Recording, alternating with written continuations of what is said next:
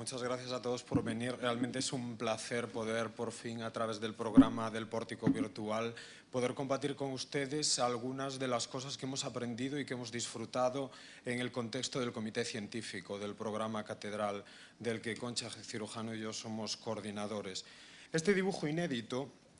conservado en los archivos de la Universidad de Harvard, nos muestra la recreación de uno de los episodios más dramáticos ocurridos durante la construcción de la Catedral de Santiago de Compostela. La revuelta de los compostelanos contra el arzobispo Diego Gelmírez y la reina Urraca en 1117. Conocemos este suceso gracias al relato de un cronista contemporáneo al suceso, autor de la llamada Historia Compostelana, quien cuenta en un tono épico realmente digno de un guión de Hollywood cómo el arzobispo y la reina fueron perseguidos por la ciudad y se vieron obligados a refugiarse en la catedral, que en esas fechas estaba todavía llena de andamiajes y dotada posiblemente de una cubierta provisional de madera. Dice el cronista: está tomada la iglesia del apóstol con frecuentes asaltos, vuelan las piedras, las flechas, los dardos sobre el altar y se llevan a cabo sacrílegos combates por parte de los traidores. Los perversísimos atacantes pegan fuego a la iglesia de Santiago y la incendian por uno y otro lado. Cuánto llanto de los peregrinos que desde diversas regiones habían venido a venerar el cuerpo del apóstol. Este es el episodio que ilustra el dibujo, realizado por el arqueólogo e historiador de la arquitectura Kenneth Conant, autor del primer gran estudio moderno sobre el edificio publicado en la Universidad de Harvard en 1926. Y Conant muestra la apariencia que, según él, tendría la catedral en esos momentos, en 1117, cuando la cabecera estaba todavía prácticamente sin terminar esta parte, estaría cubierta con madera, aquí ven su recreación del incendio, y prácticamente el cuerpo de naves estaría sin construir. Eso sería más o menos como estaría la catedral en 1117. Las obras habían comenzado en 1075 por la zona de la Girola y habían avanzado con cierta rapidez hacia occidente, quedando concluido el transepto que ven aquí en torno a 1110, con sus dos espectaculares portadas esculpidas. La portada, la llamada Porta Francígena al norte, esta es la versión en 3D de cómo estaría originalmente y esta es como está en la actualidad, porque fue sustituida en el siglo XVIII por una portada neoclásica y era por aquí por donde los peregrinos que venían de la ruta de peregrinación del Camino francés accedían a la catedral, y al sur la portada de platerías que más o menos en la actualidad conserva su planimetría original y muchas de las esculturas que se desmontaron de aquí se conservan encastradas en la portada de platerías. La colocación poco armoniosa de algunas esculturas en la portada de platerías, como por ejemplo esta famosa escultura que está aquí, llamada La mujer adúltera,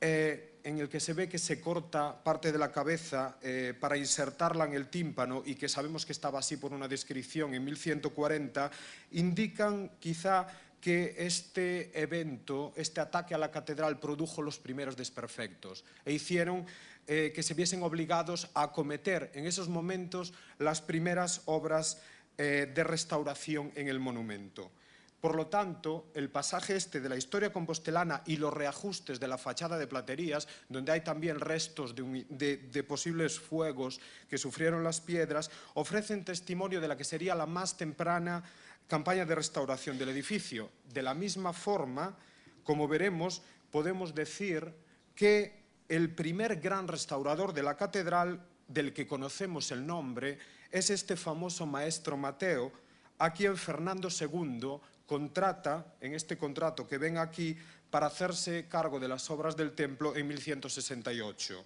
ofreciéndole una pensión vitalicia. Y estaría encargado de concluir la catedral, si es que no estaba hasta esos momentos concluida. La única otra mención fiable que tenemos de Mateo ocurre 20 años más tarde, en la inscripción que aparece en los dinteles del Pórtico de la Gloria, donde se dice que se colocaron los dinteles el 1 de abril de 1188, siguiendo el proyecto que él dirigió a fundamentis, es decir, desde los cimientos. Entonces, aunque generalmente se ha visto a Mateo como un escultor por la proliferación de escultura en el pórtico, se cree que realmente pudo haber sido un superintendente o un arquitecto que se encargó de la obra, según algunas teorías, desde los cimientos, es decir, una triple estructura que tiene una cripta en la zona del pórtico y la tribuna. Otros dicen que actuó sobre una estructura preexistente, pero de hecho el significado del pórtico solo se alcanza si lo entendemos en el conjunto simbólico arquitectónico que ocupa, que representa una materialización de la Jerusalén celeste, como indican, por ejemplo, las claves de bóveda que se encuentran un ángel sosteniendo el sol y otro ángel sosteniendo la luna en la cripta, y un cordero que se representa en la clave de la bóveda de la tribuna. Y esto está en relación con un texto del Apocalipsis de San Juan que dice que la ciudad santa, la Sagrada Jerusalén, no necesita ni sol ni de luna que la iluminen, como la zona de la cripta, que es la zona terrena, porque la ilumina la gloria de Dios y su lámpara es el Cordero. Y dice que sus puertas no se cerrarán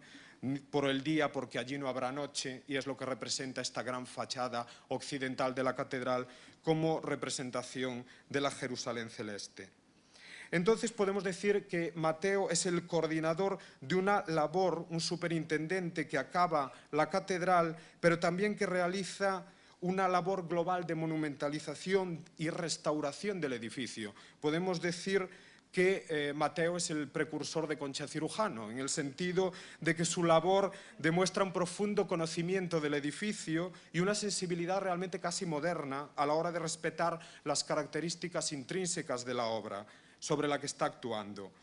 En efecto, además de las obras ex novo que realiza, como el coro pétreo,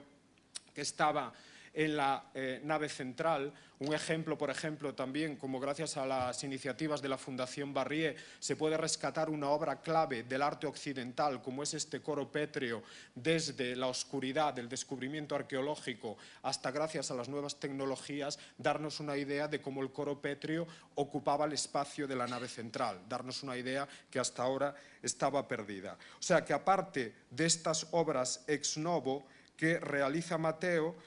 como el coro pétreo y el pórtico de la gloria, si podemos decir que es una obra ex novo, lo que va a hacer es unificar y monumentalizar decorativamente las antiguas fachadas, añadiendo partes, por ejemplo, en la fachada de Platerías, estas arquivoltas externas con esta vegetación tan carnosa es obra de Mateo. Él unifica todo el edificio para darle una coherencia interna. Al mismo tiempo, lo que hace Mateo es estudiar lo que había en la catedral antes. Él estudia el edificio e incluso reproduce elementos estructurales, como vemos en la fachada de Platerías, esta alternancia entre columnas entorchadas de mármol y de granito que él reproduce en el pórtico de la gloria.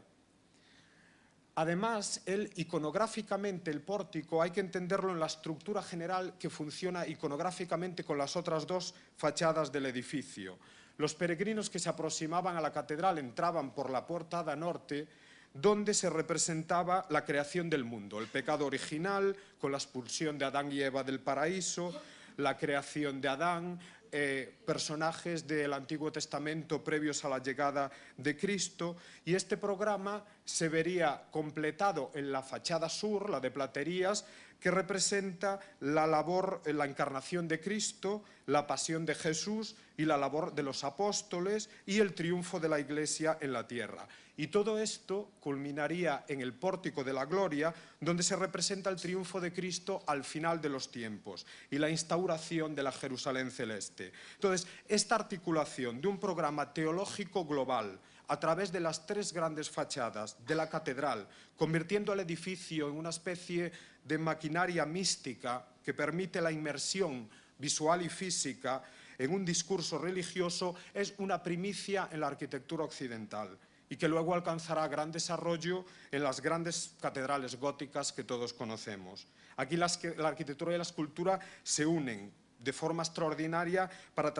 transformar realmente el edificio en una visión, en una transfiguración. Vemos cómo aquí Mateo creó una obra de vanguardia desde el punto de vista conceptual, pero también desde el punto de vista de la calidad del equipo que consiguió ensamblar para crear este monumento tan enorme en el que vemos calidades escultóricas diferentes, pero todas ellas de una calidad extraordinaria. Se ha especulado mucho sobre el origen de todos estos escultores. Se han visto influencias de Saint-Denis, Chartres, Avalon, influencias de Borgoña, pero realmente en el pórtico se creó algo que trasciende todos sus modelos y los orígenes de estos escultores. Y quizá para apreciar así de una forma divulgativa la variedad y la calidad de la escultura del pórtico, hay que ponerla en contacto con los grandes hitos de la historia del arte. Por ejemplo, gracias, en este caso al deterioro, se ha descubierto en el pórtico la única cabeza de mármol de todo el conjunto. Todo el conjunto está hecho en granito y hay una sola cabeza de mármol, que por ejemplo podemos compararla con uno de los hitos de la escultura griega del período severo, que es la cabeza de Aristogeitón, del grupo de los tiranicidas de principios del siglo V a.C. El período severo es ese período de la escultura griega donde se descubre la introspección previo a Fidias, y vemos la representación de estas formas rotundas de la cabeza, esta mirada perdida, los rasgos faciales, la geometría del pelo, y vemos cómo es extraordinaria la forma en la que varios siglos trascienden sin prácticamente continuidad y vemos un reflejo en el pórtico. Vemos, por ejemplo, una de las figuras más extraordinarias del pórtico, la Sibila Cumana, uno de estos personajes del mundo pagano adoptado por el cristianismo porque los interpreta como que pudieron vislumbrar la llegada del Mesías, y vemos cómo se representa con una calidad en la representación de los pliegues, un ethos interno matriarcal que representa el hecho de que es una encarnación de la sabiduría trascendental y tradicional. Podemos compararla con una matrona romana del siglo I del Museo Capitolino de Roma.